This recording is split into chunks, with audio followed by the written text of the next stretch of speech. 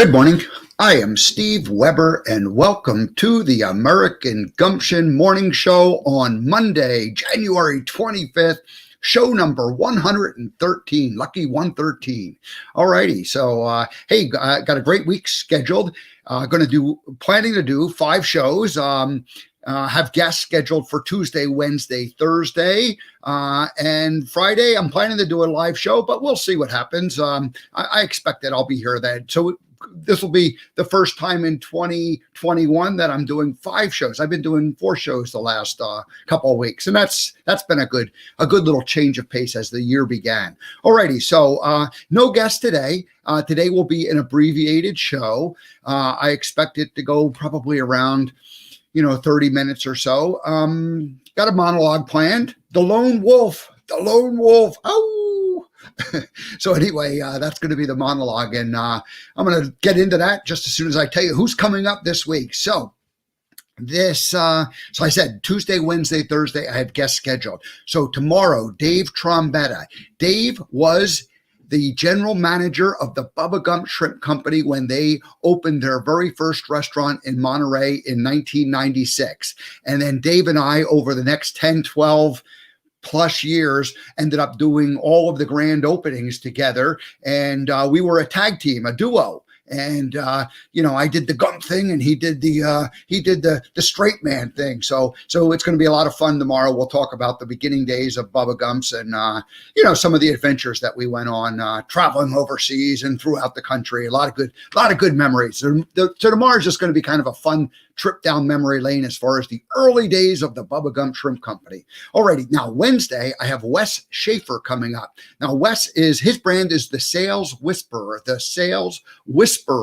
And Wes is a guy who got into technology and selling and the tools that you could use to sell with technology. And he's really more of a sales guy than he is a tool guy, but he's a tool guy too. So he got into this like 13, 14 years ago, before it even was cool to be doing what everybody is doing today. And he's been running his business virtually and doing virtual businesses from the very, very beginning. So we'll have a conversation about, how how that all began for him and how it evolved and where he sees the world going now that everybody's caught up to what he's been doing. And he's a guy who's always stayed a step ahead. So we'll see what he's planning to do next. So that's on Wednesday, Wes Schaefer, the Sales Whisperer. And on Thursday, I have another author, Yolande Brenner, and she wrote the book Holy Candy. Is a memoir, and the subtitle is Why I Joined a Cult and Married a Stranger. And so she's an actress, a writer, a person who's been in broadcasting, but she had this kind of crazy experience, and she wrote all about it. And so I'm sure she'll tell us about that, but we'll also, hear about how from a growth and evolution point of view, how she's kind of landed, a decade later after all of that's kind of behind her, what's going on. So that's going to be a fun conversation Thursday, Yolande Brenner, yolandebrenner.com. All right. And then, as I said, Friday, planning to do a show, but you do not have a guest at this moment. I expect I'll probably have a guest before another day or so goes by. All righty. So I'm going to go ahead and just launch right into my monologue. And we have Cassie Ellis joining in and saying hello. Cassie, great that you're here. We appreciate you very much. Thank you for joining us this morning. All righty. So American Gumption. Yes. So we're going to talk about the lone wolf. And as I'm thinking about this, maybe other people will be able to relate to this. Maybe they've done the same thing. But, in my case, it was kind of an extreme example of being lone wolfness. All right. So I'm going to go ahead and do a little screen share there. I'm going to just leave this up the whole time, I think. And let's see, I'll move over here. There you go. We'll leave the lone wolf up for this monologue. So last week, and two little stories that are kind of the backstory on how I got to, talking about this morning. Last week, Friday, Debbie G was here, and she laid out, her vision for what where spirituality is going on the next, in 2021 and beyond. And she gave a little bit of a backdrop of the last 3.5 years when she started Spirituality Going Wild, and actually a couple years before that, as it was in the incubator stage. So anyway, she is, so I did that show, and that was great. Now, so that's story number one. Now, story number two is that I do a weekly update. I call it the Gump Date, and it goes out. If you go to AmericanGumption.com, go ahead and you can sign up to receive those. And so I think I sent out number 29. So week 29, every week I do a weekly update. And what has happened in the last 2-3 months, it wasn't this way at the very beginning, but it evolved into this. I typically have I look over my monologues that I've done for the week, and I go, which one would be a good one for me to write about and expand on, and put in a written form what I had done verbally earlier. And so so that's been the routine of the last, like to say, 2 to 3 months as far as my weekly writing goes. So I looked at my monologues from last week, and I went, why Spirituality Gone Wild is good for American Gumption. And so I decided that was what I was going to write about. And again, I wrote about that, published that on Sundays. And so that went out yesterday. And so a couple things happen. I speak the monologue, and the way I speak the monologue is I just create a, bullet point list of things, and I kind of go through it. So they're not like complete sentences as much as they're ideas. And then I typically will follow, use my script of the monologue and follow through that. But it's not like I'm not like reading it per se. I'm speaking it. So then as I go and translate that into a written form, I'm just working with this bullet point list, and the ideas are there, but I start to, you write in full sentences and paragraphs, and, you tend to write a little differently than you speak. And at least I do. And so as I write these things, they kind of come out and they evolve, and they sound a little differently, in the written form as you read them than they do in the, same idea, but somehow they kind of evolve and change. And sometimes, what happens is I get a little more, oops, I'm losing my place on you see, I showed you the thing and I got lost. I get a little bit clarity, or I have a better way of explaining something. And sometimes I end up with like a new idea, something that I didn't speak about when I did the monologue. And that's what happened yesterday when I wrote about why Spirituality Gone Wild is good for American Gumption. So the idea there was like, okay, American Gumption, my brand, me being part of Spirituality Gone Wild is a good thing. So why is that good for me? That was the premise of the monologue and the writing. But I added a new piece to it yesterday, and that was the idea of the lone wolf. And I didn't mention that per se last, Friday when I did that monologue. All right, So here's the thing. I have been the lone wolf throughout most of my adult life. Actually started really kind of in childhood, and there was the a story that goes back to when I was 11 years old, the roller skating rink story. I don't know if I've told that. I'll have to tell that again some other time. We're not going to get into that now, but that kind of put me off on this. Like, okay, I'm better off just being by myself. I don't need other people. I'll just go ahead and do my own thing. And so anyway, so that was where I think that whole thing started, the lone wolf thing. But anyway, as I went through my career, I ended up, attaching on to the idea of being the lone wolf. And I actually glorified it. And in my early 30s, I was working as a custom clothier, and my first commission only sales job that I had. And I ended up buying one of the other guys that I was working with. I ended up buying this. He sold neon. He would sell, these neon things on the side of the road. He'd take a generator down there, set up on the tables, and put these neon fixtures on them, and people would stop and, he'd buy them. So anyway, I had I bought the moon doggy, which was a wolf howling at the moon. And I bought that with the idea that, hey, that's me. I am the lone wolf. So here I am in my early 30s and I'm glorifying it. I bought this thing. I still have it. It's buried. It's actually still in Montana. I gave it to somebody to hold on to. And if I ever return, he said, I got 5 years to come back and pick it up. If I don't return back then, he says he's keeping it. So anyway, the lone wolf, the moon doggy, this was a neon fixture and it was just a outline of a wolf and a moon and the wolf howling at it, much like this picture here. So that was how I glorified that and I started thinking, and then that for the last 30 years, that was basically in my house, shining brightly. In the last 10 years in Montana, it was like a nightlight. It sat up on top of this high place in the house, and it just stayed on 24/7 for years. And it, if you woke up in the middle of the night, you had some light in the house. So that was the moon doggy thing. All right, now.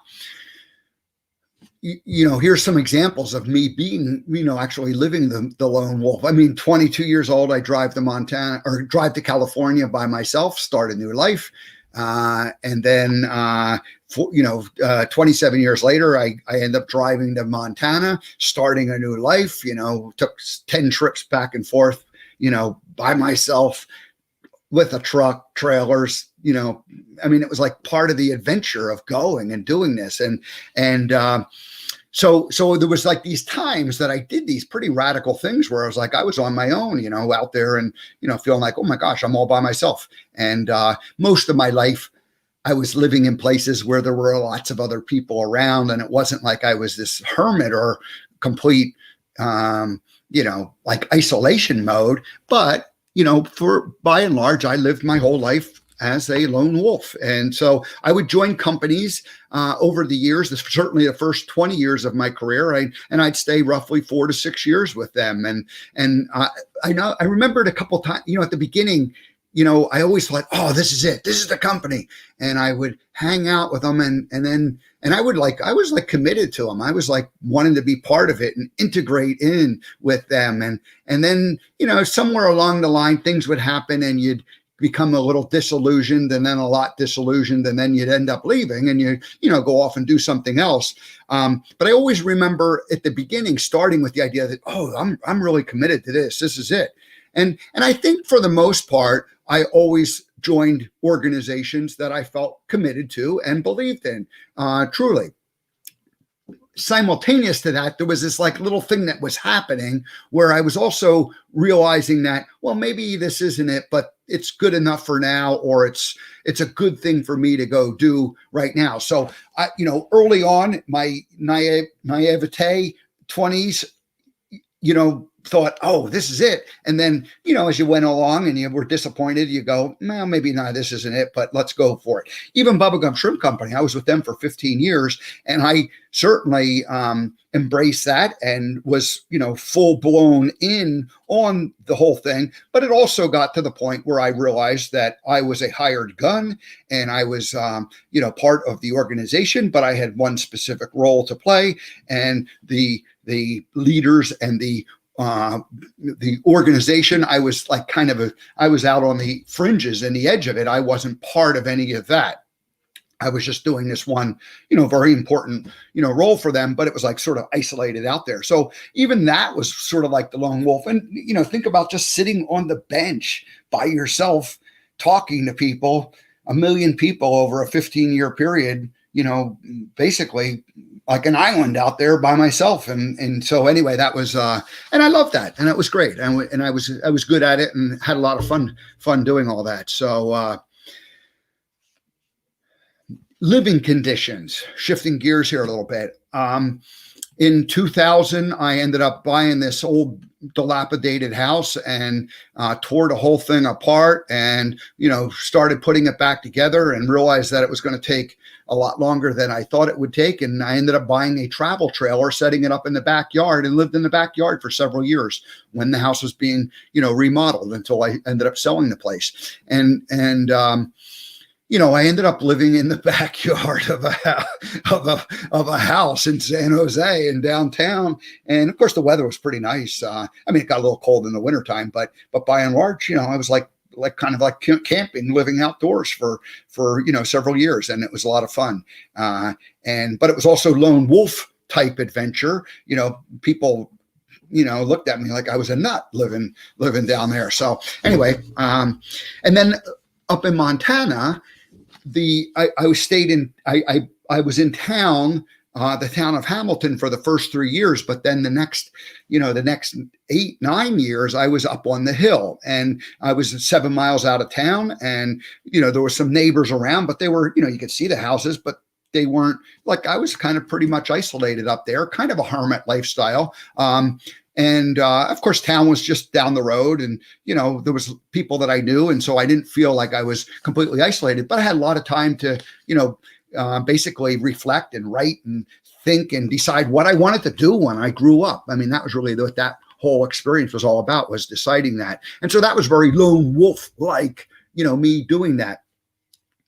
In 2009, my year of transformation, the year I kind of started to crack open the idea that, okay, something's got to change. I can't keep, living the same life I've been living. And then it was in the end of 2013 when I had the aha moment that kind of changed everything and brought, it brought awareness and consciousness to what had been these underlying subconscious programs that were running, that I was, living my life. And really the lone wolf thing was part of that unawareness. And although there was awareness because I bought the neon, back in, my early 30s, glorifying that I was the lone wolf. So it was both subconscious and conscious at the same time. But let's say there was a lot of it that was kind of operating on that subconscious level and keeping the patterns repeating and going over and over again. All right. So let's see, where am I at? I think I'm on page 2 here. Oh, yeah. Yes, I am. Here we go.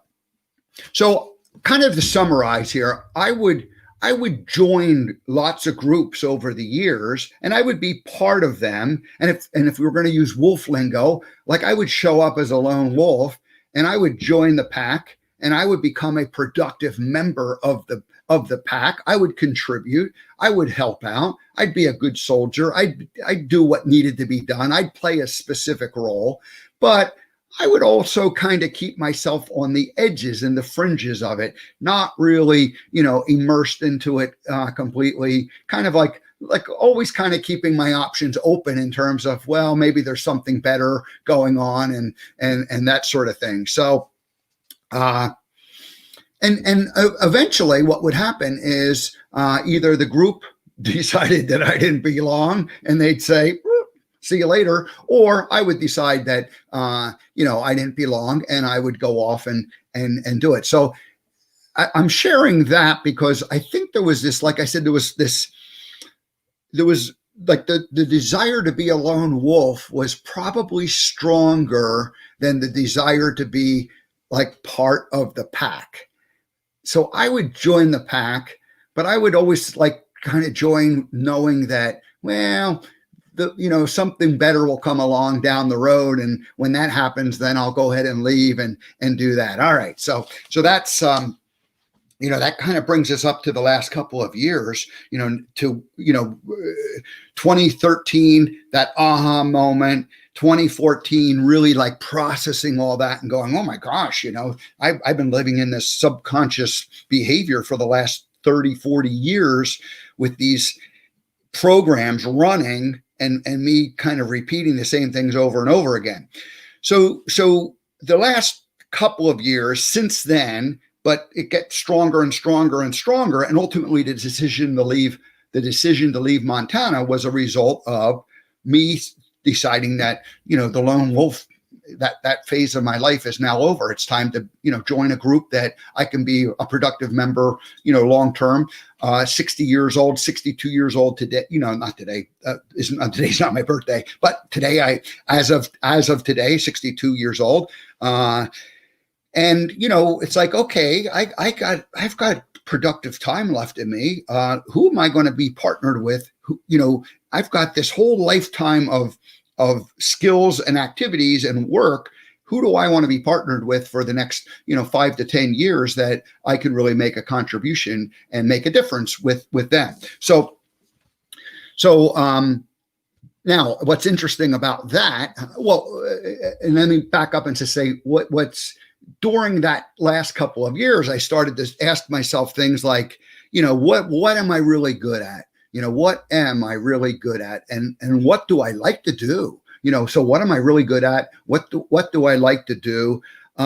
What types of organizations, would I like to be part of? What kind of an organization do I want to be, a part of? And then finally, what types of organizations would benefit from me being part of them? So I'm asking myself these questions the last couple of years, and I'm coming up with ideas, and I realized at that point that I needed to leave Montana. And I also realized that the reason why I came to Montana, even though that was sort of, I didn't know it at the time, was to basically go through this process of, healing myself and deciding, getting rid of these subconscious programs, becoming more aware and going, okay, what do I really want to go do? Let's go make a difference in the world here. Let's do something worth doing. Let's just not just go do the next thing and then the next thing and then the next thing, because that just wasn't the way that was the way I had operated all of my career. And I just thought that's not a good way. And so here's what's kind of a funny thing. I met Debbie G on July 7th. That was my birthday. And 3 days later, we're like talking about, hey, why don't you do a morning show? And so less than 4 weeks later, I started my show, and here we are, show number 113, almost six full months later. So, but I also started with, because there wasn't enough time to know everything about spirituality gone wild. It just was like an instinct, like, I'm just going to do this, and so I look back and I go, I just joined them with the same kind of a mindset that I had in the later years of my life, where it was like, okay, it'll be good for now. I'll just join them and see what happens. Okay, so now you're 6 months into it and you're like, oh, you know what? There's some pretty good things happening here. It's pretty exciting. It's a big vision. Debbie G has bit off a big giant chunk. She's got this grand vision, and it's a big project. And then I'm thinking, you know what? I have certain skills that would be very useful for this organization, and by me joining the organization, they will do things that I won't have to do for myself. So I'll be able to do more of the things that I like and what they need someone like me to do, and I'll do less of the things that I don't like and other people can do. And I'm like, oh my gosh, this is a pretty good deal. This is kind of what I had, been envisioning as I sat up on the hill the last multiple years, thinking, do I want to just keep being the lone wolf, or do I want to join a pack and be part of something? And so anyway, that's really the conclusion that I was, coming to. And I attempted this in a short period with the monologue on Friday, talk a little bit about that. Didn't include the lone wolf portion of it. So that's why I wanted to go ahead and take the day and bring that out. And here's what I have come to know and realize, that the only way we ultimately change is when we kind of admit, what's been going on. And so once you define what the problem or what the issue is, then it no longer becomes this like major issue. But if it's not spoken about, and if it's in the dark or in the shadows, and kind of operating in the subconscious level, then it kind of tends to go on and on and on. So I think that's it. Just to kind of wrap up and summarize one last time, what's different today as opposed to, like 5 years ago and 10 years ago, is I was operating without full awareness. So even though I was glorifying myself as the lone wolf, I didn't realize, like, I looked at it like, it's like, I'm the lone wolf, yeehaw. And yet, like, on the subconscious level, that was really like kind of affecting what was going on. That subconscious program was running and operating and influencing all the stuff that I ended up doing. So today so what's different today? I'm much more aware and conscious. It's a conscious choice. It's like, oh, okay, I can be the lone wolf, or I could choose to join a pack and become part of it. One of the things I've also decided is that I don't need to be the alpha male big dog. I can be a strong player and be a part of something, but I don't think I need to, I don't want to create like this big grandiose organization. I would rather be part of something and play a strong role being a part than being the alpha, having to, like run the whole show. That's not, I've discovered that about myself in the last 10 years. I've almost like working in the shadows. I like working in the shadow. There's the wolf there. He kind of lurks around, and so I tend to like to do that, and that's okay. That's okay. It's just a question of what things are you good at and what things are you not good at, or what things do you like to do and what things do you not want to do. And so I feel like I've gotten a wiser in that regard. So I've got this one, last hurrah in terms of professional career, 62 years old. All right, I got five to 10, solid years to go ahead and, and that could go on for another 10 years after that, but, at a, different pace, different level, that sort of thing. So that's how I'm looking at this. And the lone wolf strategy has been one I've been able to survive up until this point, but is it the way that I want to, continue living? That's really what I'm questioning and asking myself. So I think by just talking about this, what the answer is to it all. Alrighty, so that's it. Where are we at time-wise? Just about half past the hour. So yeah, I said it was going to be 30 minutes. Let's go ahead and wrap up and get out of here, and then we'll keep this show right at 30 minutes long. So here we are.